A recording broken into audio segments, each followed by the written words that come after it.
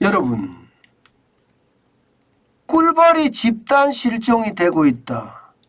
그래서 식량 위기가 터질 수도 있다. 도대체 이 말이 무슨 말일까요? 일단 이 지표부터 먼저 보시죠. 2021년입니다. 작년이에요. 집단 실종된 꿀벌 수입니다. 80억 마리입니다. 80억 마리. 엄청나죠? 와, 어떻게 이렇게 많은 꿀벌들이 실종이 됐을까? 예, 진짜 장난 아닌 숫자입니다. 좀 더 구체적으로 볼까요? 예, 지금 보시다시피 전국에서 말입니다. 41만 7,556 봉군입니다. 봉군. 벌물이란 뜻이에요. 예, 41만 7,556 봉군이 사라졌어요. 한 봉군이 1봉군이 2만 마리 정도 된다고 생각을 하면 41만이니까 80억 마리가 넘지요.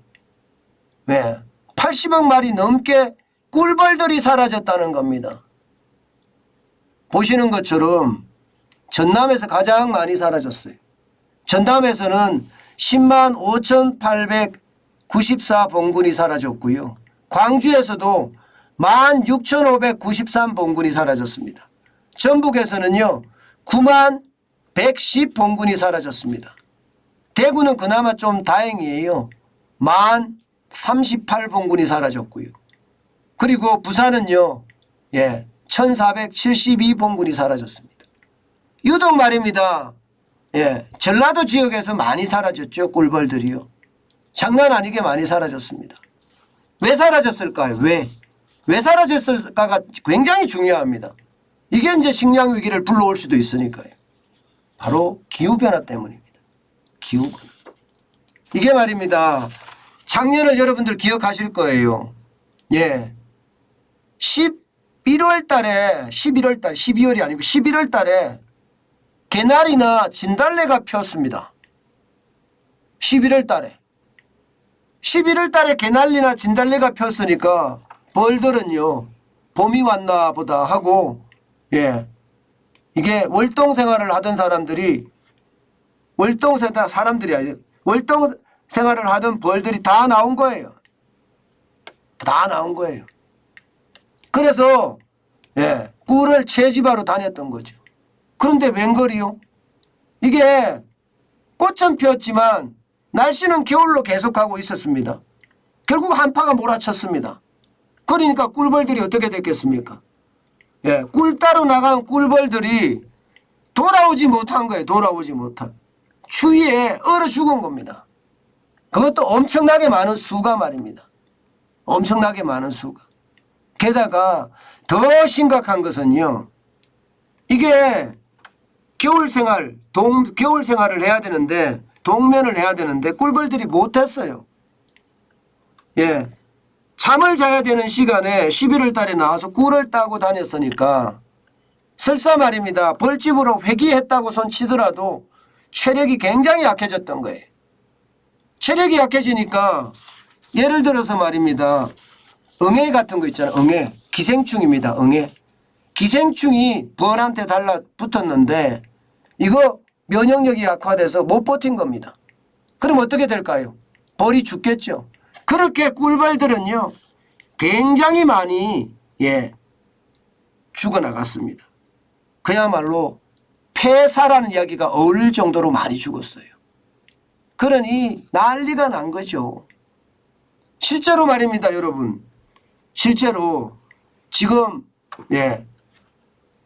올봄에는 좀 좋았다고 이야기를 해요. 좀 살아난다 하지만 사실 많은 오이라든가 이런 가격들이 올라가는 거 있잖아요.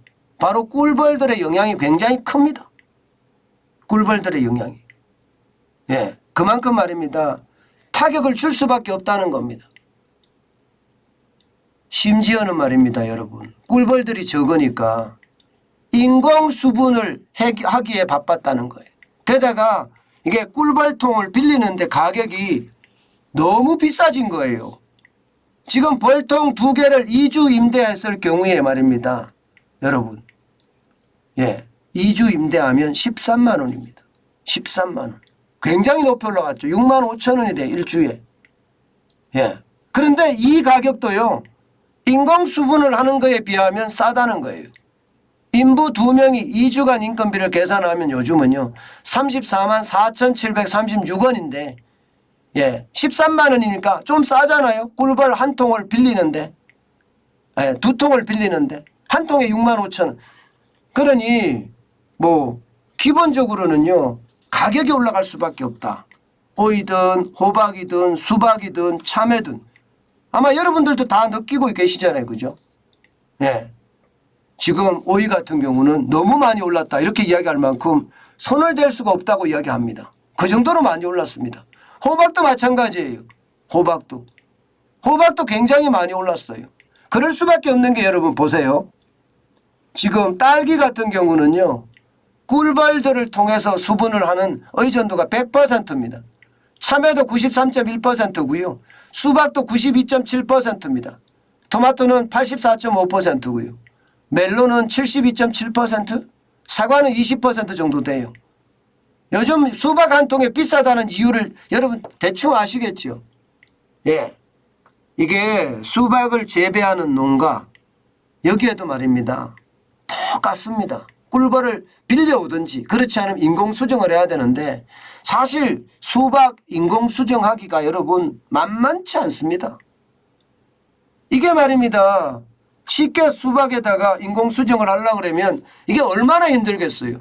일일이 따라다니면서 이게 다 이 꽃가루를 묻혀줘야 되는데 진짜 쉽지 않잖아요. 예. 그러니 꿀벌을 빌려서 하는데 거기에 대한 비용도 크고요.